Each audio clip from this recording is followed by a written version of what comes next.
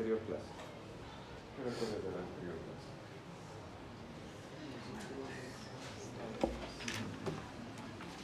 Está anotada acá. Anatomía, ¿no? Embriología. Eu vim na última aula? Vi não? Lembra que eu não vi? Mas já tinha começado.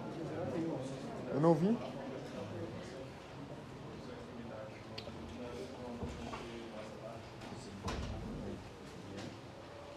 Habíamos visto la parte biológica, ¿no? Y parte de la histología habíamos visto ahí. Lo más importante en esta parte biológica era la formación de ¿qué? Del septum transverso.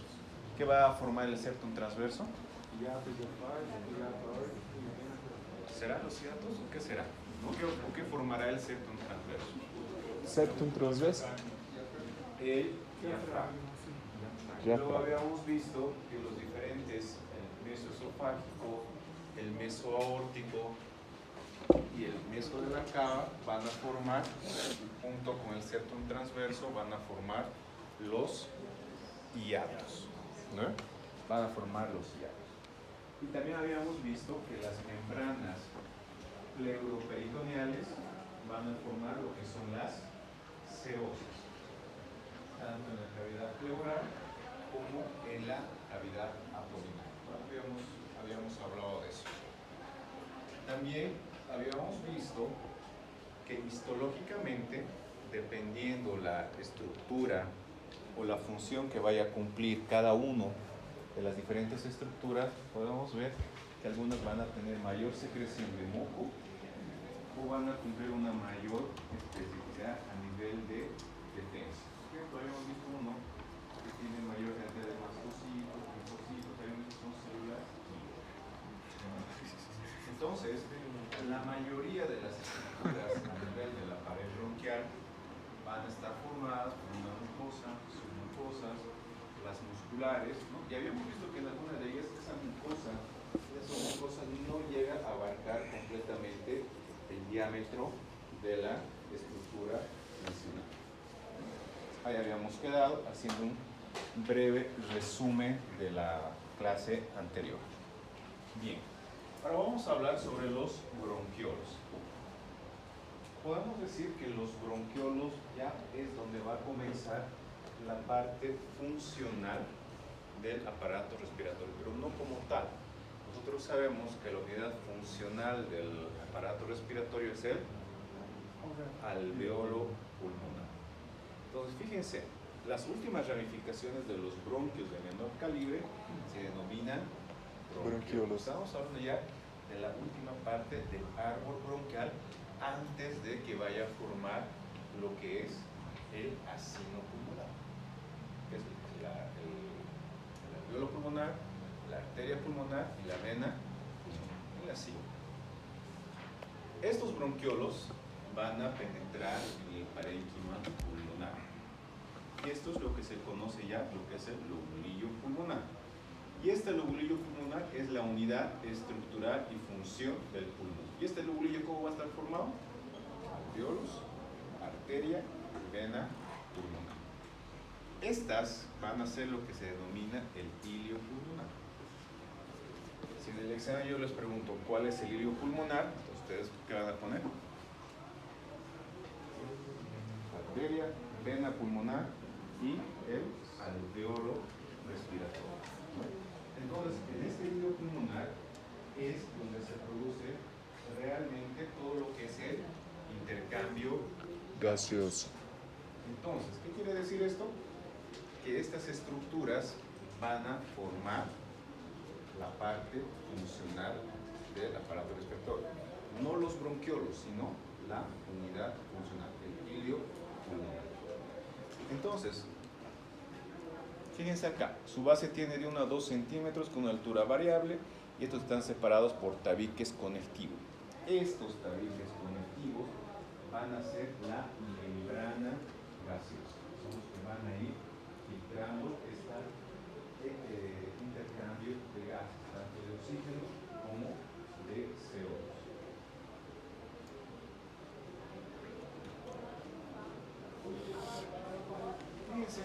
dice acá, los bronquiolos representan de 12 a 15 generaciones según el nuevo conteo que se ha hecho. Como dice la diapositiva, algunos autores evalúan o dicen que hay hasta 20 generaciones de alvéolos respiratorios. ¿Qué quiere decir eso? Que por centímetro cuadrado tenemos más de 1000 asinos respiratorios por centímetro cuadrado. Tenemos esa cantidad. Vamos a ir viendo en el siguiente tema que nos toca hablar sobre bronquiectasias. Vamos a ver quiénes fuman de acá. ¿Qué? ¿Quiénes fuman? ¿Qué es eso? ¿No fuman? Yo no.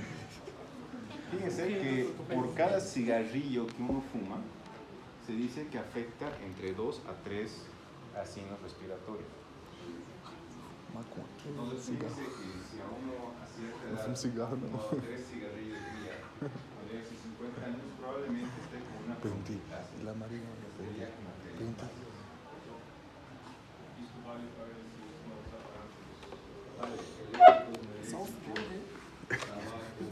¿Fumo qué? Cualquier cosa que se fume afecta. Porque tiene cualquier humo tiene partículas de carbono, ¿no? Cualquier humo te afecta. Incluso los aparatos electrónicos Eu doutor son de más neomicina, sensibles. gente. Afectan la miosensibilidad. Sí. Diferentes formas, pero afectan. Con filtro, sin filtro, tabaco puro, lo que tú quieras, igual te afecta. Entonces, No está falando nada. si tenemos 20 generaciones Esse cara é alvéolos, engraçado. probablemente cuando una persona que fuma constantemente llega a los 50 años, probablemente esas generaciones disminuyen un 40%. Puede llegar a disminuir esa cantidad de alvéolos. Ahora fíjense, los bronquiolos, su pared se va a componer de mucosa que está representada por un epitelio, una lámina propia, pero la capa muscular lisa es la capa más desarrollada. ¿Por qué será la capa más desarrollada? Porque es acá donde tienen que filtrar la mayor cantidad de patógenos o de cuerpos extraños. Tiene que haber ese intenso movimiento que puedan producir para que no haya algún proceso infeccioso. Ahora, puede ser que cuando esta mucosa y esa muscular pierde esa capacidad de provocar los movimientos, puede ser que se produzca enfermedad. Entonces ahí va una causa para que se produzca la alteración, la disminución de la actividad a nivel de la musculatura lisa, a nivel de los bronquiolos. Ahora, otra característica importante que tiene la mucosa es que estos van a formar pliegues mucosos. Estos pliegues mucosos son los encargados de secretar la cantidad de líquido necesario para que no haya un colapso bronquial. Ahora, estos músculos se denominan los músculos de Riex. Cuando estos músculos tienen un aumento de la contracción mantenida, vamos a hablar de asma bronquial. ¿Listo? Hablamos de asma bronquial. Quiere decir que estos músculos no pueden relajarse de manera normal. Y es por eso que para el asma bronquial, ¿qué vamos a dar? Dilatadores bronquioalveolarios, que son agonistas beta 2. Estos van a producir la relajación de ese músculo para que no quede contraído. Entonces, los músculos de Riex son los que se van a afectar en el asma bronquial. Ahora bien, los bronquiolos terminales tienen un diámetro de 0,5 milímetros y esta mucosa está revestida por un epitelio cúbico ciliado. ¿Qué quiere decir eso? Que va a haber mayor producción de líquido surfactante a nivel de esta porción. Todo epitelio que sea cúbico tiene que tener alguna secreción para poder disminuir el colapso. 0,5 milímetros es medio centímetro, ¿no? Bastante angosta, la luz del bronquio. Ahora bien, la mucosa vamos a tener dos tipos de células. Las células ciliadas y las células claras. Estas células van a tener la característica de qué? De defensa y de generación de líquido surfactante. Las células ciliadas y las células no ciliadas son similares, pero en menor tamaño, y estas células van a producir cilios, o sea, van a tener prolongaciones en su membrana celular. Y estos cilios van a actuar como atrapadores de cuerpos extraños o de ciertos microorganismos. Son los que van a ir a atrapar, las células ciliadas. En cambio, ¿qué pasa con las células claras? También son llamadas células bronquiales. Estas van a poseer un abundante retículo endoplasmático. Cuando tenemos abundante retículo endoplasmático, quiere decir que estas células tienen gran actividad metabólica. Por lo tanto, requieren abundante cantidad de energía como es el ATP. Estas células van a estar relacionadas con la producción de la sustancia tensoactiva. Entonces, las células ciliadas defensa y las células claras como resultante del factor tensoactivo a nivel pulmonar. La lámina propia va a contener cierto tipo de fibras elásticas, pero más que fibras elásticas, vamos a tener que van a tener colágeno tipo 4. El colágeno tipo 4 es aquella que va a dar la característica de cierta tensión a nivel del bronquial. La capa muscular es bien desarrollada. Habíamos dicho que las circulares siempre son internas y las longitudinales son externas. Estas capas van a ayudar a la contracción y la dilatación del bronquio. Cuando tenemos que los músculos, volvemos a repetir, cuando están los músculos de Rayleigh contraídos, hablamos ya de asma bronquial. La adventicia va a ser una capa de tejido fibroconectivo. Si bien tiene las mismas características, pero va a tener una cantidad mucho menor de colágeno tipo 4. Y el bronquiolo, hablamos ya de la unidad terminal, van a ver que ustedes no tienen nódulos linfáticos, tampoco cartílagos, tampoco submucosos, sino que van a ser una especie de cilindros que van a albergar prácticamente sustancia tensoactiva, hablando de la mucosa. Entonces, fíjense, tenemos acá una lámina pintada con hematoxilina y eosina. Fíjense, la unidad funciona. Ducto alveolar, saco alveolar, por ende pasa por acá la arteria y la vena pulmonar, que van a hacer van a dar la irrigación nutricia y la irrigación funcional. Y esto de acá es el alveolo. Es acá donde se va a producir realmente lo que es el intercambio gaseoso. Bronquiolos respiratorios. Estos bronquiolos tienen un diámetro ligeramente mayor y por lo tanto la pared de estos se va a caracterizar porque tienen epitelios bajos, o sea, quiere decir que son epitelios casi planos. ¿Por qué? Porque eso, la única función que van a completar es hacer ese intercambio gaseoso. Los bronquiolos respiratorios tenemos de primer, segundo y tercer orden. Los de primer orden son prácticamente de defensa, porque contienen células caliciformes. Los de segundo orden ya van a poseer un epitelio cúbico, pero sin cilios y mayor número de alveolos. En cambio, los de tercer orden es donde se va a producir todo lo que es la fisiología respiratoria del intercambio gaseoso. Todos los alveolos de tercer orden se habla de mucosas totalmente alveolizadas. Entonces, esto es un bronquiolo respiratorio. Si nosotros comparamos esta placa, vemos que hay mayor tejido fibroconectivo entre las paredes de este bronquio. En cambio acá ya no vemos esa característica de esas paredes de tejido fibroconectivo.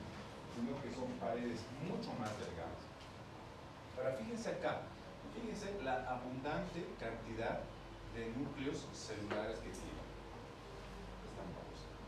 Pues quiere decir que acá el intercambio de energía es tan intenso para que se pueda producir el intercambio entre oxígeno y CO2 o que se purifique el aire que inspiramos. ¿Listo? Los conductos alveolares. Estos son conductos muy delgados. Ya es acá donde ya penetra el aire inspirado o se exhala el aire inspirado. Entonces acá se va a intercambiar tanto el oxígeno como el CO2.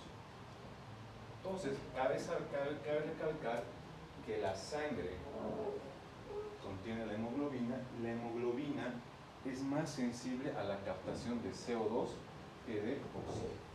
Es mucho más sensible. Entonces, ¿qué pasa acá? Si un paciente, por ejemplo, un X individuo está, por ejemplo, en un ambiente peligroso, por ejemplo, como habíamos hablado, un incendio de un edificio, y está respirando constantemente CO2, pues probablemente ese individuo tenga ya una intoxicación o ya tenga una lesión a nivel de estos conductos alveolares.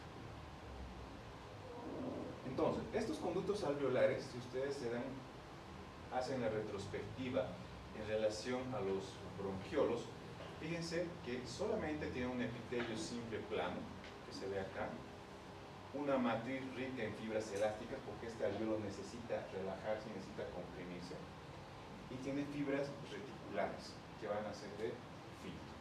Estas fibras reticulares son la última barrera de defensa que nosotros tenemos a nivel pulmonar. Cuando veamos lo que son las atelectasias, vamos a ver que ese alveolo o ese bronquiolo, estas fibras reticulares prácticamente no existen. Prácticamente están completamente destruidas. Alveolos. Fíjense, tenemos 100 a 200 alveolos por metro cuadrado. Estos alveolos no poseen paredes propias, sino que son como un racimo. Varios alveolos van a formar un acino respiratorio. Entonces, para que entiendan, son como globos que no contienen una pared propia, pero sí contienen núcleo. ¿Listo? Y contienen abundante citoplasma para que se pueda hacer el intercambio gaseoso. La superficie de estos alveolos está revestida por dos tipos celulares: alveolares planas y alveolares grandes. Estas alveolares planas también se denominan neumocitos tipo 1. ¿Qué función va a cumplir el neumocito tipo 1? Probablemente funciones pinocíticas, o sea, funciones de defensa. En cambio, las células neumocitos tipo 2 van a formar o van a tener la función de formar, ¿qué cosa? Líquido surfactante. Y este líquido surfactante es importante para que ese alveolo no quede completamente colapsado. En la luz alveolar vamos a ver que podemos encontrar frecuentemente macrófagos, pero habíamos dicho que la última línea de defensa es el tejido. ¿Qué tejido era? Fibras reticulares. Entonces, esta pared alveolar, vamos a tener esas fibras reticulares que frecuentemente van a estar habitados por macrófagos. Entonces, esos macrófagos van a formar los que son los llamados poros de Kohn o los llamados poros alveolares, y estos van a estar comunicados. O sea, va a haber una comunicación celular a nivel de estos cuando haya una agresión, ya sea por un patógeno, bacteria, virus o hongo, o ya sea por un cuerpo extraño. Ahora bien, cuando tenemos un paciente que está inmunodeprimido, ya sea usuario de corticoides, ya sea paciente diabético o ya sea un paciente VIH, esta luz alveolar o estos poros de Kohn quedan completamente separados, o sea, no hay esa comunicación entre células. Los tabiques intraalveolares tienen abundantes fibras reticulares. Estas fibras reticulares van a hacer que se mantenga la característica morfológica del alveolo. Como dice acá, tiene algunas fibras de colágeno que van a ayudar a la sustentación del tejido. Ahora bien, también vamos a tener que hay los fibroblastos, que van a ser células septales que van a ir a estar formando parte de estos tabiques, y la función, como dice la diapositiva al final, es el mantenimiento y la reparación del tejido alveolar. Pero esta reparación del tejido alveolar no es al 100%. Es el caso de lo que les ponía de los pacientes fumadores. Este tejido, cuando se daña, no recupera al 100%, sino quedan cicatrices, y esas cicatrices se las denominan atelectasis. Se denominan atelectasis. Y ahí tenemos un acino respiratorio. Fíjense que varios alveolos van a formar lo que es un saco alveolar. Y este saco alveolar va a estar irrigado por la arteria y una vena pulmonar. La arteria pulmonar que se va a encargar de dar la irrigación nutricia. En cambio, la vena pulmonar, una rama de la vena pulmonar, es la que se encarga de dar la respiración o la irrigación funcional. Es ahí que las venas van a llevar sangre no oxigenada hasta el alveolo, y estas van a realizar el intercambio a través de la arteria para producir sangre oxigenada. Entonces, ¿qué pasa en un paciente fumador? Estos alveolos se dañan, no solamente se dañan los alveolos, sino que produce placas ateromatosas a nivel de la arteria y también va a provocar isquemia. Esa isquemia que se provoca en el alveolo también es una condicionante para que se produzca una atelectasia. Barrera aire-sangre. Esta imagen, métansela bien a su cabeza. Esta barrera aire-sangre está dado justamente por las paredes de los sacos alveolares. Este conjunto de alveolos va a ser la que va a formar esta barrera aire-sangre. Y junto con la arteria y vena van a producir lo que es el intercambio gaseoso. O sea, no hay mucha ciencia acá. Tú respiras aire, está entrando oxígeno. Llega esta barrera, ¿qué va a hacer? Ese aire va a ser impuro, ¿no? Entonces tiene que pasar los diferentes filtros a través de la tráquea, bronquios, bronquiolos terminales, hasta las 20 generaciones, hasta llegar a la membrana alveolar para que se produzca ese intercambio gaseoso. Y ese intercambio gaseoso, ¿de qué requiere? De energía. Requiere de bastante energía y bastante formación de ATP. Entonces, estas estructuras que van a formar la barrera aire-sangre van a estar formadas ¿por qué? Por una película alveolar surfactante. ¿Quién produce el surfactante? Los neumocitos tipo 2. Este citoplasma de células epiteliales también va a estar dado por los neumocitos tipo 1. Los neumocitos tipo 1, ¿qué hacían? Más protección del tejido, ¿no? O sea, era como una barrera por la presencia de los cilios. La membrana basal de células epiteliales, donde se produce el intercambio de energía que necesita la célula. La membrana basal del capilar, el intercambio de sangre impura, que es la sangre venosa, pasa a las arterias con sangre oxigenada. Y el citoplasma de las células endoteliales van a hacer que esa sangre que se ha cargado con oxígeno sea nuevamente filtrada y que no tenga ninguna impureza. Ese es en resumen la fisiología respiratoria.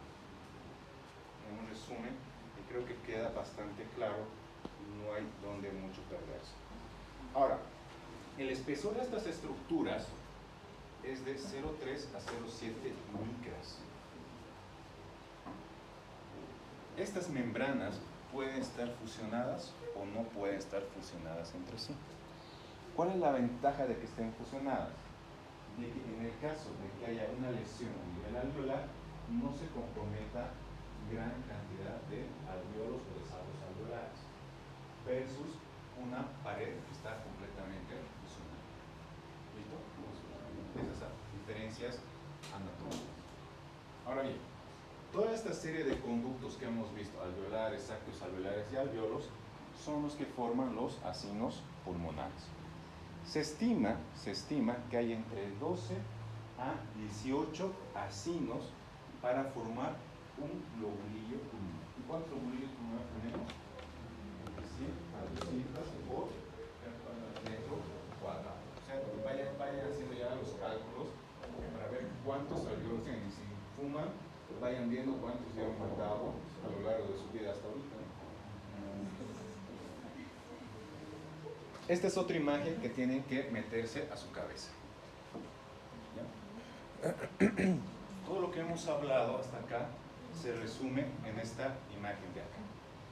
Alvéolos macrófagos, difusiones del oxígeno, difusión del CO2, captaciones, el verdadero intercambio que se produce. Todas las líneas de defensa hasta llegar al saco alveolar se resumen acá. Ahora veamos la correlación histofisiológica en el sistema respiratorio. O sea, el funcionamiento con los tejidos, ¿no? El funcionamiento con tejidos, cómo actúa cada uno. Entonces, tenemos que considerar acá dos factores importantes. El sistema respiratorio va a dar, ¿qué cosa? Uno, ventilación, y el otro, hematosis. ¿Qué va a ser la hematosis? ¿Alguien sabe? Matos pulmonar sería El intercambio, ¿no? De una sangre cargada de CO2 a una sangre cargada completamente de oxígeno. Eso llamamos una hematosis. Ahora bien, estas funciones se realizan a través de los medios tubulares de la respiración. Si nosotros vamos de arriba abajo, vamos a tener aquí las fosas nasales, la faringe, la laringe, la tráquea, hasta llegar a los alvéolos, hacen que se produzca este intercambio gaseoso. Ahora, la función estrictamente respiratoria, o lo que se llama alematosis, es netamente de los alvéolos. ¿Pero será netamente de los alvéolos o será de los acinos alveolares? Parece que es netamente de los acinos alveolares o de los sacos alveolares. Esto se va a llevar al intercambio gaseoso para tener una sangre completamente oxigenada. El intercambio gaseoso va a ocurrir en esta barrera aire-sangre que habíamos visto por la difusión pasiva que hay de los gases para atravesar las diferentes membranas o las diferentes estructuras hasta llegar al alvéolo y producir una sangre completamente libre de cualquier patógeno. Todo eso, lo que hemos hablado, va a suceder en la membrana hialina. Cuando esta membrana hialina es afectada por algún patógeno, algún cuerpo extraño o alguna enfermedad autoinmune, se va a producir edema pulmonar, neumonías intersticiales o fibrosis. O sea, para que se produzca una enfermedad pulmonar, tiene que haber una lesión a través de la membrana hialina. Los cilios van a ser la parte conductora del sistema respiratorio. Estos son los que limpian el tracto respiratorio de que no haya ningún patógeno. Por ejemplo, ustedes cuando están enfermos, cuando están resfriados, ¿qué pasa? Tienen abundante secreción, ¿no? Y constantemente la gente que está resfriada empieza a hacer ciertos ruidos con la nariz, ¿no? Pero eso no es porque esa persona quiera hacerlo, sino es un acto involuntario por la presencia de secreciones a nivel de los bronquios. Estos cilios ayudan a la movilización de ¿qué? De estas secreciones que se puedan presentar a nivel del tracto respiratorio. Entonces, fíjense lo que dice acá. Los cilios y las células caliciformes engloban y limpian respectivamente los gérmenes y partículas extrañas que penetran en las vías respiratorias, los cuales han podido ingresar a ser deglutidos, y en la porción respiratoria donde encontramos mayor cantidad de macrófagos, estos van a activarse y van a provocar la línea de defensa celular. Pero no solamente es una línea de defensa celular. ¿Qué más pasa? Activación de los factores inflamatorios. ¿Cuáles son los factores inflamatorios? Factor de necrosis tumoral alfa, interleucinas, interleuquinas, y acá es donde se produce el verdadero cementerio de células. Es por eso cuando una persona tiene expectoraciones verduzcas es porque ha habido una destrucción celular importante, tanto de bacterias como de células de tipo macro. Bien. Vamos a hablar ahora sobre la anatomía del tórax. Ustedes hicieron un trabajo el fin de semana. ¿Cómo está constituido el tórax? Tu fez o trabalho? Sábado. Perdi o trabalho, então já não. Hã? El tórax está formado por partes óseas, Vocês entregaram? partes blandas y estructuras intratorácicas. Dentro de las partes óseas, pues como ya saben, vamos a pasar súper rápido porque pues ya lo conocen. Está formado por qué? Porque Deus quis. Vértebras o costillas. Las costillas, tenemos 24 costillas, ¿no? ¿Sí o no? 12 a cada lado. 24 costillas. ¿Qué más? El esternón. ¿Qué más? Clavículas. Las clavículas. ¿Qué más? ¿Qué más? Omóplatos. ¿Sí o no? Los omóplatos. ¿Qué más? ¿Qué más tenemos? Nada más, ¿no? Dentro de las partes óseas. Dentro de las partes blandas, ¿qué vamos a tener? Pulmones. Dos. Acá vamos a hablar de los músculos respiratorios principales y de los músculos respiratorios secundarios. ¿Cuál es el músculo respiratorio principal? Diafragma. ¿Cuáles son los músculos respiratorios accesorios o secundarios? Intercostales. Y vamos a ver que entre costilla y costilla, entre sus bordes inferiores, ¿qué pasa? Paquete básculo nervioso del tórax. Arteria, vena, nervio intercostal. Estas arterias, venas y nervios intercostales van a dar lo que son las arterias mamarias. Entonces tenemos ahí la vista anterior del tórax. Costillas, esternón, clavículas y omóplato. Los omóplatos. Ahora, si ustedes se dan cuenta, para que haya una fractura de la primera costilla, ¿qué tendría que pasar? No. A que se fracture la primera costilla, ¿qué tendría que pasar?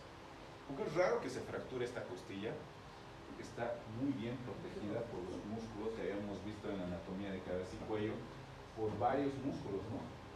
Principales, rectos, primarios, secundarios, el externo, cleidomasto, o sea, varios músculos van a proteger esta costilla. Tiene que pasar que haya una lesión de altísima energía. Exactamente, que se caiga así de cabeza, o que caiga de mucha altura, o que haya recibido un golpe con algún objeto contundente en esa zona. Lo mismo pasa con los omóplatos. Tiene que haber una transferencia de energía tan fuerte que ocasione ese tipo de lesión. Y cuando nosotros tenemos ubicado que hay una fractura de los primeros arcos costales o de los omóplatos, hay que pensar que puede haber lesión de aorta, lesión del corazón o de alguna estructura mediastina. Entonces son lesiones tremendamente importantes. La vista posterior, si nosotros le sacamos los omóplatos, tenemos las 12 vértebras dorsales, ¿no? Estas vértebras dorsales contienen la médula espinal, que es muy fácil de lesionarse. Cuando esta se lesiona, puede haber una sección completa o parcial de la médula ósea que va a producir una paraplegia o una cuadriplegia o alteración funcional de todas las extremidades. Las costillas. ¿Qué elementos tiene una costilla? cabeza, cuello, los tubérculos articulares para la vértebra, el cuerpo y la superficie para la articulación con el esternón. Esta articulación se va a llamar costocondral. ¿Por qué costocondral? Porque tiene una parte cartilaginosa, que es el cartílago donde se va a articular con el esternón, y la parte ósea de la costilla. Entonces tenemos la costilla. ¿Dónde creen que se producen las fracturas costales? ¿En qué parte de la costilla? ¿En el cuerpo? ¿Por qué? Por la forma convexa que tiene, ¿no? Entonces es el punto de mayor debilidad. Siempre las fracturas son a nivel del tercio medio. ¿Listo? Ahora, puede haber que haya también luxaciones de las articulaciones. A los que les gusta dar abrazos muy fuertes, pueden provocar luxaciones a nivel de las articulaciones costocondrales o producir que haya una luxación o fractura de la apófisis sifoides. El esternón tenemos que es el órgano central que va a estar a nivel de la cavidad torácica en la parte anterior. Este va a estar formado ¿por qué? Por el manubrio, el cuerpo y el apéndice sifoides. Fíjense que acá tenemos la inserción de las clavículas, acá tenemos las carillas articulares para las costillas y el apéndice sifoides, que es donde se van a ir a insertar ¿qué músculos en el apéndice sifoides? ¿Cómo? ¿Qué músculos se insertarán acá en el apéndice sifoides? ¿No? ¿Cómo? Rectos del abdomen. Los rectos del abdomen se insertan acá. Por eso es que van a ver que a los que les gusta hacer fisiculturismo, a los que les gusta hacer pesas, frecuentemente tienen luxaciones de este apéndice sifoide. Pero ¿cuál es el problema de este apéndice? Que puede perforar el diafragma y puede ocasionar datos de irritación peritoneal. Entonces es un poco complejo este apéndice sifoide. Articulaciones del tórax. Las articulaciones se van a formar entre las dos carillas articulares, entre el esternón y las costillas. Estas se van a dividir en articulaciones costovertebrales. Estas van a tener lo que es el ligamento radiado, el ligamento costotransverso, y este ligamento costotransverso va a ser el que va a dar esta articulación, las costocondrales. Este es el ligamento que cuando se usa produce inestabilidad de la articulación y por tanto genera dolor durante la inspiración y la expiración. Las articulaciones costotransversas van a producir el deslizamiento de movimientos en asa de Q. ¿Qué quiere decir eso? Tanto anterior y posterior como de superior e inferior. Eso es en Q, o sea, en bloque. Las articulaciones costoesternales, estas van a producir lo que es la inspiración y la expiración, o sea, los movimientos tanto anterior como posterior. Entonces tenemos estas. Estas son las articulaciones costoesternales. Músculos del tórax. Estos músculos del tórax generalmente son músculos accesorios en la respiración, principalmente en la inspiración. ¿Cuáles vamos a tener? El músculo serrato posterior, el músculo serrato posterior inferior, los músculos intercostales que van a ser externos, intermedios o internos.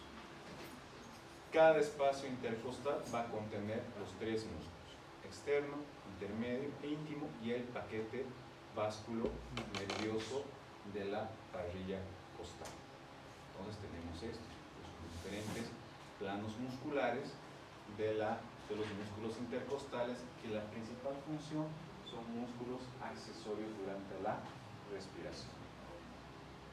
Y el diafragma es el músculo respiratorio principal que va a dividir la cavidad torácica de la cavidad abdominal y está inervado por el nervio freno. Este diafragma va a tener las siguientes porciones. La porción lumbar que va a dar al pilar medial derecho, pilar medial izquierdo, lateral y los ligamentos arqueados laterales. Todos estos van a formar la parte carnosa del músculo diafragma.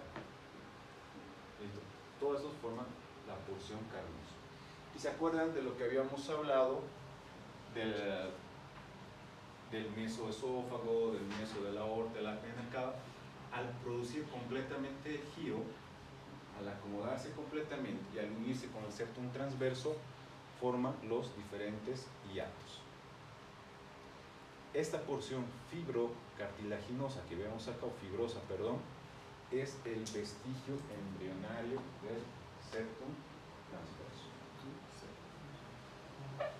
Entonces, fíjense, esto es ya a modo de resumen, que la vía respiratoria inicia a nivel de la tráquea. Hablamos de la que está entre la cervical y la torácica. Tráquea, bronquios derecho, izquierdo, lobares. Entonces va dándose todo lo que es el árbol respiratorio. Y este árbol respiratorio va a dar lo que es la segmentación pulmonar. La segmentación pulmonar a nivel del lado derecho y del izquierdo es completamente diferente. Si nosotros vemos al lado izquierdo, vamos a tener que hay un ápice, hay un segmento o un lóbulo posterior, el lóbulo superior, anteriores y laterales, que varían en relación al lóbulo derecho. Entonces, la anatomía de la respiratoria se ha dado a nivel de la unidad alveolo capilar, donde se produce todo lo que es el intercambio gaseoso y la formación de líquido surfactante. Esófago. El esófago ya es el comienzo del tubo digestivo. Y acá el esófago tiene bastantes peculiaridades. Uno, que es un órgano que no contiene todas las capas del tubo digestivo. Si nosotros vemos el estómago, el duodeno, el intestino delgado, las diferentes estructuras, vamos a ver que todas tienen una serosa, mucosa, submucosa y las musculares. El esófago no contiene una serosa. Y esta serosa es la que le va a dar la inestabilidad al órgano. Por ejemplo, cuando nosotros queramos realizar una anastomosis a nivel de esta, hay muchas chances de que se produzca una dehiscencia o haya una fuga anastomótica. Entonces, el esófago va a tener una porción superior o cervical que va a ir desde el cartílago cricoides hasta la horquilla external. Y es esta porción donde vamos a tener la presencia de un divertículo importante al lado izquierdo. ¿Alguien sabe qué se llama ese divertículo? Divertículo de Sanger. Lo vamos a ver cuando veamos patología de esófago, que eso es para el examen final. Y también vamos a tener que este es el lugar más fácil de acceder al esófago para realizar un ostoma, de protección. Luego tenemos la porción torácica que va desde la horquilla externa hasta el diafragma. Cuando penetra el diafragma el esófago, hablamos de un esófago abdominal que tiene una longitud apenas de 3 a 4 centímetros en la cavidad abdominal. Luego tenemos la porción diafragmática que corresponde al hiato esofágico y la porción intraabdominal o abdominal que va a estar entre el estómago y el hiato esofágico en la cavidad abdominal. Fíjense, acceder al esófago es completamente difícil. Es un órgano que está rodeado de varias estructuras importantes, tanto a nivel cervical como a nivel torácico. Si ustedes se fijan, a nivel cervical, ¿qué tenemos? Tráquea, aorta, la tiroides, a nivel torácico igual, aorta, venas cavas. Tenemos varias estructuras que se pueden lesionar y pueden ocurrir incluso hasta desgracias. ¿Será importante saber las longitudes del esófago? Sí, probablemente sí. ¿Por qué? ¿Por qué será importante? ¿Ah? Porque así. ¿Por qué será importante? Cuando realizamos ciertos procedimientos, por ejemplo, la colocación o la instalación de una sonda nasogástrica, sonda nasolingual. Si ustedes son curiosos y observan las diferentes sondas, se van a dar cuenta que cada una está calibrada con centímetros. Entonces, para eso nos sirve esto. Fíjense, la longitud media en un adulto es de 22 a 25 centímetros. 5 a 6 centímetros para el esófago cervical. O sea, cuando ustedes introducen 14 centímetros de una sonda nasogástrica, probablemente sigan todavía en el esófago cervical. Pero si llegan a pasar los 30 centímetros, un poco más, probablemente ya estemos ingresando al estómago. Entonces, para eso nos sirve para medir y saber realmente en qué segmento del esófago nos encontramos o si ya estamos en la cavidad gástrica. No, niña, no. Ponte, señor. Luego tenemos la unión faringo-esofágica, lo que es el esfínter esofágico superior. Este se encuentra a nivel de C6. Luego, otro dato importante a nivel anatómico es el estrechamiento aórtico, que está a nivel de la dorsal 4, el estrechamiento bronquial a nivel de la dorsal 6, y por último tenemos el estrechamiento diafragmático a nivel de la dorsal 10. Estos estrechamientos, ¿para qué nos servirán? ¿Para qué creen que nos sirven? ¿Para qué crees que nos sirven los estrechamientos? Es ahí donde van a tener la inserción de los ligamentos esofágicos. Esta inserción de estos ligamentos esofágicos son los puntos de fijación del esófago que cuando hay un trauma son los primeros en desgarrar o provocar una perforación a nivel del esófago.